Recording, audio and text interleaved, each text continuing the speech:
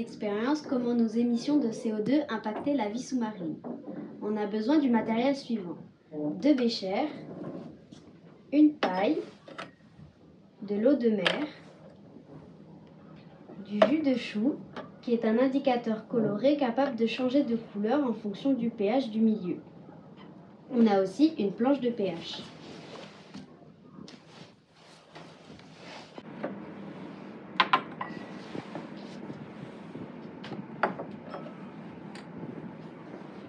On verse une quantité d'eau de mer dans les 2 béchers.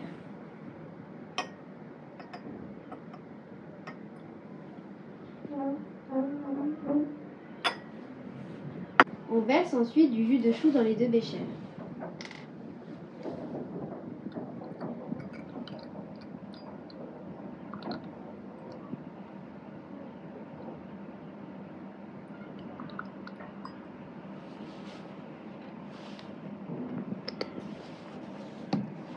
On garde un bécher comme témoin. On prend la paille et on souffle dans le 2e bécher. En soufflant dans une paille pendant quelques minutes, on va ajouter du CO2 dans l'eau de mer.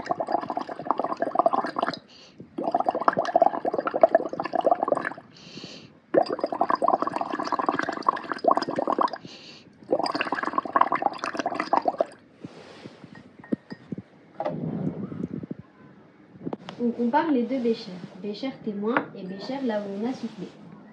La couleur a changé, l'eau vire au rose. Le pH de l'eau de mer est d'environ 8. Le pH du bécher où on a soufflé est d'environ 5. Quand on souffle dans l'eau, on rajoute du CO2 contenu dans le souffle. Le CO2 se mélange à l'eau et forme un acide faible, l'acide carbonique. Cela fait baisser le pH, rendant l'eau plus acide, ce qui est visible grâce à la couleur du chou rouge. En conclusion, on peut dire que le CO2 produit par les voitures, les usines et d'autres activités humaines est absorbé par les océans. En conséquence, les océans sont plus acides. L'acidité accrue de l'océan empêche la formation des coquilles, des carapaces ou les squelettes de certains organismes marins comme les coraux et les planctons.